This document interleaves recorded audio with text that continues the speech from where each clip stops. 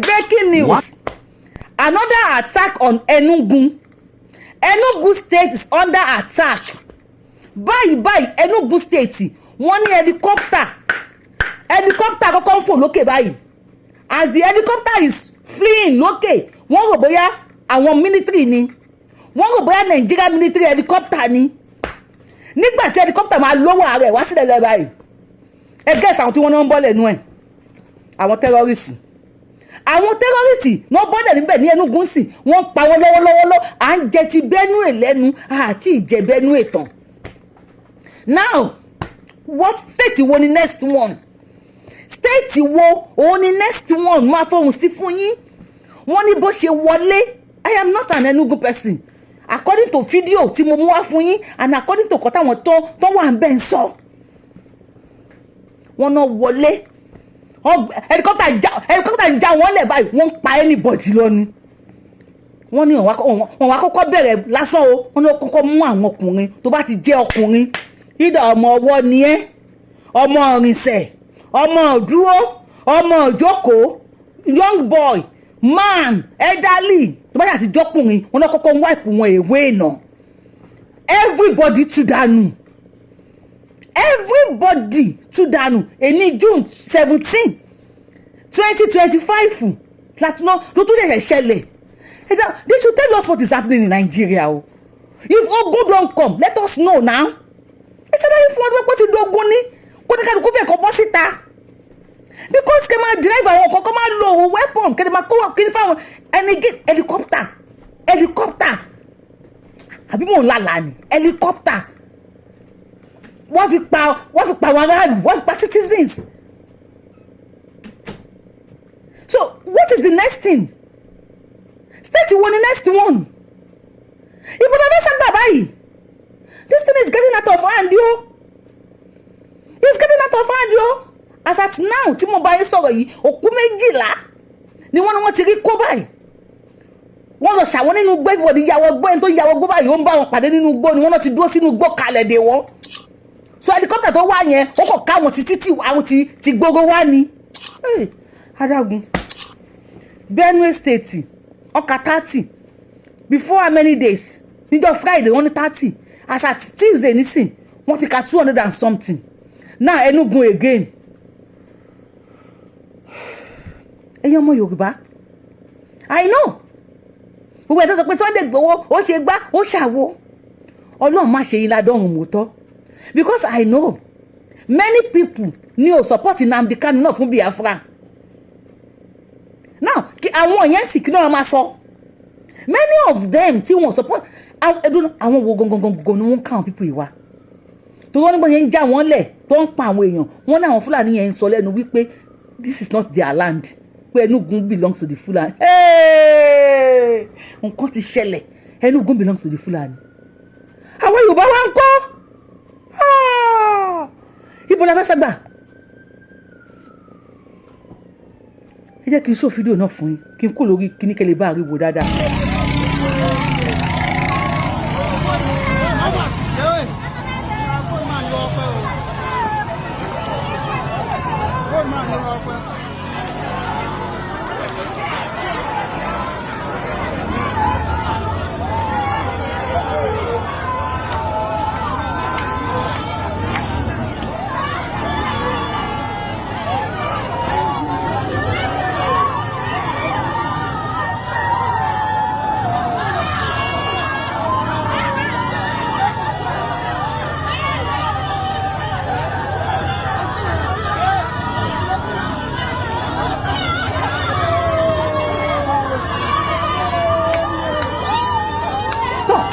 Mi bó ni chetiri.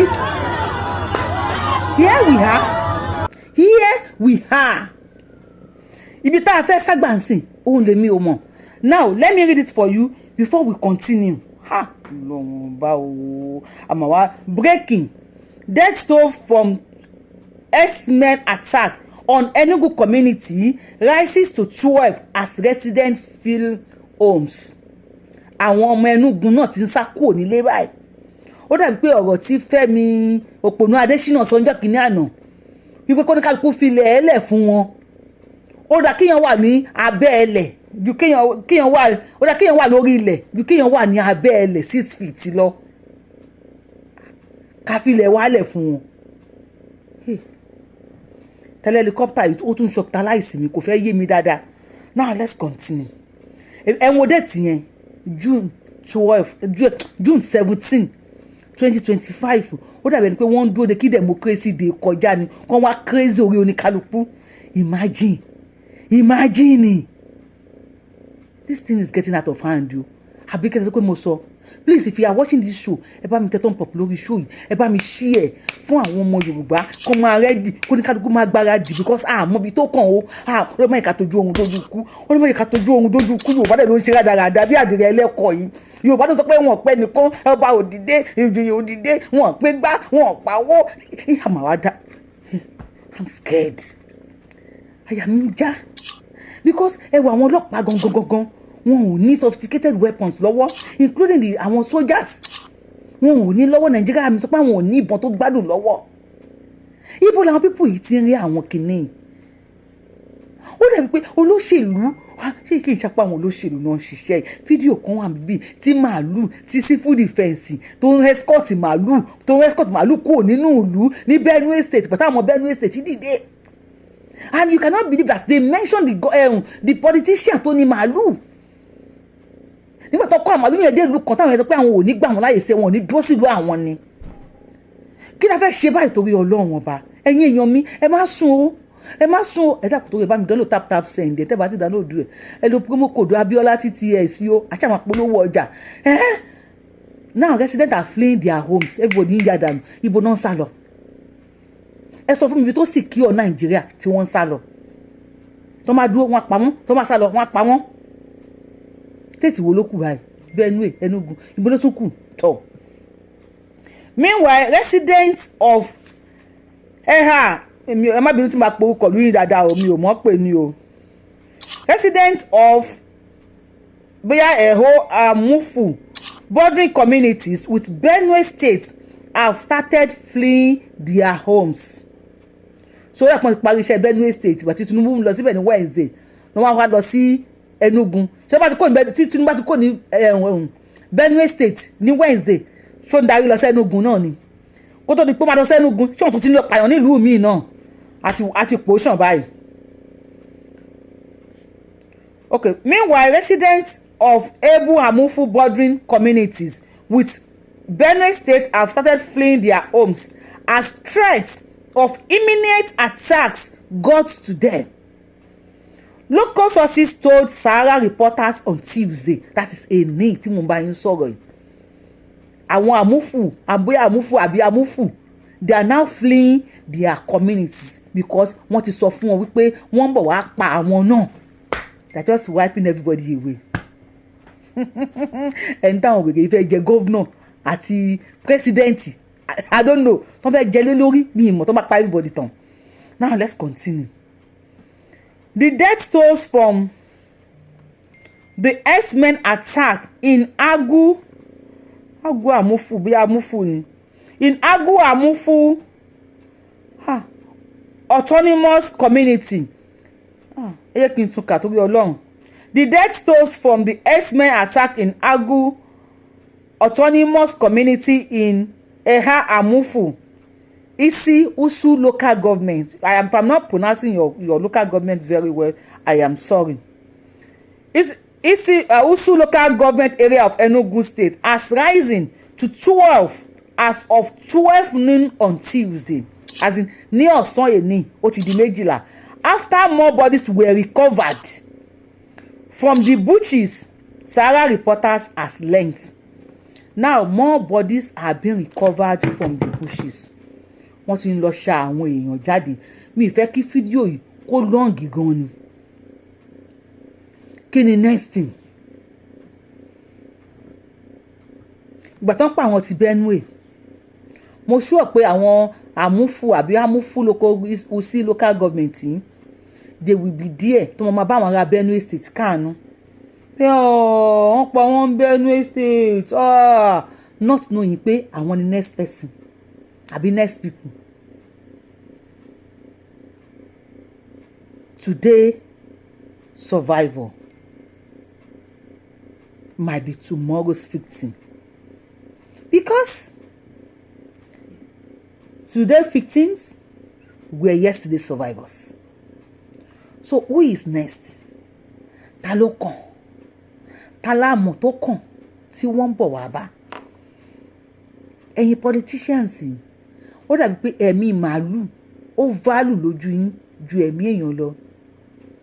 Ọmọ Yorùbá, how far? Yorùbá jókòó síbẹ̀ wọ́n fọwọ́ lẹ́rán bí àgùntàn sí kinní kan. Òun lẹ ti rí yẹn. How do we do this? Ó dàbí pé ogun ti wọ Nàìjíríà o. But ogun yẹn wọ́n ń jà partially.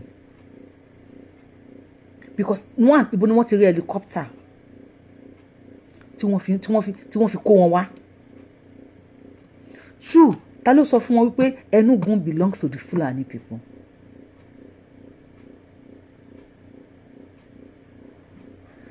If Enugu belongs to the Fulani people, ilẹ̀ Yorùbá ńkọ́? Ta ló belongs? Yorùbá wà ń bẹ̀ tí wọ́n ń jàjà ẹ̀sìn lọ́wọ́. Sí wàhálà. Wọ́n wà ń bẹ̀ tí wọ́n ń jàjà Sunday Igboho ìdí tírètì ni. Kò sí wàhálà. Ogun gbọ́. Kò sí wàhálà. Gbogbo ẹ̀yin àgbààgbà ilẹ̀ Yorùbá ẹ fọwọ́ lẹ́rán o kẹ́ máa wò. Nǹkan tí mo kàn mọ̀ ni pé ìgbà tí helicopter yẹn dé tó bá yẹ pé àráǹdì ilé ọba ló lọ bà sí, ọba tó bà sílé ẹ̀ àwọn ọmọ yẹn ti mú nǹkan, wọn ò gbọ́ nánà, wọn ò gbọ́ anything, wọ́n ti fa anything yó, wọ́n á pa anybody. Gbogbo ẹ̀yin tẹ́ ń ṣe ràndọ̀ràndọ̀ nínú platforms tẹ́ make sure pé ẹ̀ ń pín ilẹ̀ Yorùbá nation, ilẹ̀ Yorùbá ẹ̀ ń pín sí méjì, pín sí mẹ́ta. Gbogbo ẹ̀yin tẹ́ ń fi Yorùbá nation náà jalè. Gbogbo ẹ̀yin tẹ́ ń fi Yorùbá nation parọ́. Gbogbo ẹ̀yin tẹ́ ń fi Yorùbá nation ṣe àbòsí. Gbogbo ẹ̀yin tẹ́ ń ta Yorùbá nation fún olóṣèlú. Gbogbo ẹ̀yin tẹ́ ń wò pé tí ẹ̀ bá dalẹ̀ Yorùbá, ilẹ̀ bàbá yín, orí yín ò lè dá. Gbogbo ẹ̀yin tẹ́ ń gbé ọ̀rọ̀ ẹnìkan lọ sọ fún ẹnìkan, gbogbo ẹ̀yin tẹ́ ń gbé kinní nínú platform àwọn voice tẹ́ ń lọ ṣùgbá, tẹ́ ń lọ ṣàwọ́. Gbogbo ẹ̀yin tí wọ́n rent kẹ́ máa parọ́ mọ́ èèyàn. Ara yín lẹ parọ́ mọ́ Sunday Igboho. Ipò gbowó Sunday Kútọ́nù. Ó gbowó nígbà, ó gbowó láwo, ó gbowó ní kòkò bàbá aṣáṣùn, iye kan ló gbà, iye kan náà sọ sákàǹtì ẹ̀. Ara yín lẹ parọ́ mọ́ bàbá Akíntóyè. Ó ti gba kíní kan mílíọ̀n lọ́wọ́ Tinubu ló ṣe kí Tinubu pé ó kú oríire pé ó wọlé pírẹsidẹ́ǹtì. Ara yín lẹ sọ pé Yorùbáwùyí náà gba 40,000 bẹ́ẹ̀ lè sọ pé mo gbà, ìbọn ló bá padà bá yín gbẹ̀yìn, ògùn ló máa pa yín. You see? Yorùbá, ó mà ṣe o, torí tára lé ẹni bá jalè ó ṣe là ń wí. Ẹ̀yin èèyàn mi, what is next? What is next? Kí ló kù tá máa ṣe? Ṣé ká fi ilẹ̀ wálẹ̀ everybody sá lọ? Ṣé ká fi ilẹ̀ ibi tí kíní ń lọ? Ntẹ́yìn bá rò wípé everybody lè ṣe Nàìjíríà. Ntẹ́yìn bá rò pé everybody, torí very dark man, ẹ wo crowd tó kó jọ. Ẹ wo bí èrò ṣe tẹ̀lé very dark man tí wọ́n protest ní èní. Ẹ wo àdúrà èrò tó tẹ̀lé ọmọkùnrin yẹn. My dear, tó bá di ọ̀la olóṣèlú ládùúgbò yẹn tó bá tún gbàpò tí ìbò, many of them máa mọ̀ pé very dark man ti bá obìnrin kan sùn nígbà kan kò fún lówó. Many of them máa mọ̀ pé ìyá very dark man kíní kan ni. Ìtàn òfò yìí náà ni, orí burúkú ìtàn ni. Lèmi ti sọ fún pé àwọn olóṣèlú Nàìjíríà kò sú ọ̀pọ̀ máa wọná. Ṣùgbọ́n tó bá wọná ọ̀run, if gbogbo bá keep quiet báyìí, wọ́n á pa anybody tán. Àwọn olóṣèlú yìí wọ́n ò gbọ́ nánà, wọ́n ò gbọ́ anything. Bàbá Tinubu, my candid advice fún yín, ẹ fẹsẹ̀ ẹ̀yìn délẹ̀ o, àbí ẹ fẹsẹ̀ ẹ̀yìn náà máa ń sọ, bí ẹ fẹsẹ̀ ẹ̀yìn délẹ̀ àbí ẹ fẹsẹ̀ ẹ̀yìn délẹ̀, ẹ fẹsẹ̀ ẹ̀yìn ṣe whatever tẹ́ máa fi ṣe o. Ẹ̀yin àgbààgbà ilẹ̀ Yorùbá, ẹ̀yin ọba, ẹ̀yin ìjòyè, mímí sọ pé wọ́n ti sọ pé ẹ̀yin dáhùn, àbọ̀ máa dáhùn. ẹ̀yin lè máa sọ pé wọn ò ní dáhùn o àwọn máa sọ comment section wọn lè ní dáhùn wọn là kàn ń pè ní wọn lè gbọ́ nǹkan kan ṣé kò wọ́n máa hàn pé ẹ̀gbẹ́ ní tìǹ báyìí náà sìn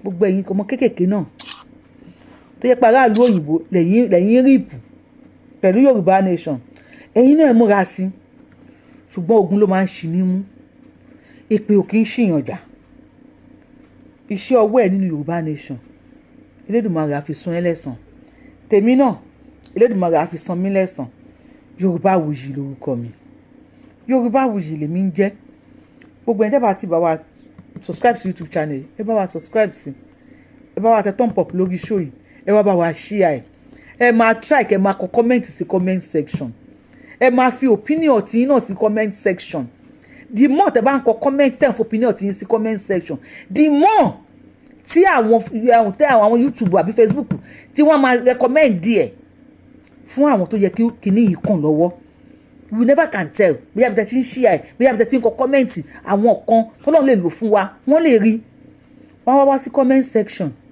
wọ́n á ní ṣọ́mọbìnrin yìí Yorùbáwùyí nìkan ṣóò nìkan ló ń pariwo ni ó dà pé ọmọbìnrin tó máa dà lúrú ni o ṣùgbọ́n tó máa ti ń rí lábẹ́lẹ̀ pé èyí náà sọ pé tọ̀ wàhálà yìí pọ̀ o Yorùbá kódà pé Yorùbáwùyí thank you nìkan kódà bí Yorùbáwùyí good morning nìkan ẹ má sọ pé mi ò kí yín pé káwé káàsán kalẹ̀ kó lè dásìkò yìí according to the time whatever you will write just put it in the comment section ẹ share video if you have not subscribed to my YouTube channel do.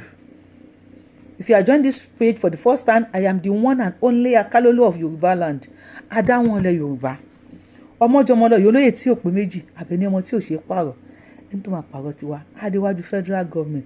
Tó ń bá sáìn ẹ̀, ó máa déwájú Elédùmarè. Ó máa kú bí 99 times yes. Bàbá Tinubu please release Sunday Igboho. Ibi ń bẹ̀ yín ni o, just release ẹ kàn release Àdìsá. Ẹ gbẹ́sẹ̀ kúrò lákàntì ẹ̀. Ẹ filẹ̀ o ẹnì kan bá ń jà sí Nàìjíríà mọ́ nísìn o àwọn the owner Nàìjíríà ti wọ Nàìjíríà báyìí àwọn the owner ti wọlé o anybody ready àti bá ń jà sí Nàìjíríà mọ́ ẹ mú Nàìjíríà dání ẹ fi ṣe tó ń wìn ó lágbára tó bá ń gbọ́ ó lágbára yéye iṣu àtẹ̀yìn ni eléyìí ó lẹ́tì ó gọ̀ǹtì ọ ó gọ̀ǹtì ọ ó lẹ́tì kẹ́ ìgbé à ń fẹ́ wé oko lobìnrin wà nǹkan bẹ̀ sí mo ti níbo Ọlọ́run á pẹ̀lú wa o aṣáánú àwa tó pé ànídéédé wá bókù ẹ̀yìn tẹ̀ wá ń lé wọn ò ní gbòkù tiwa náà ránṣẹ́ sí see you on my next show I love you bye bye.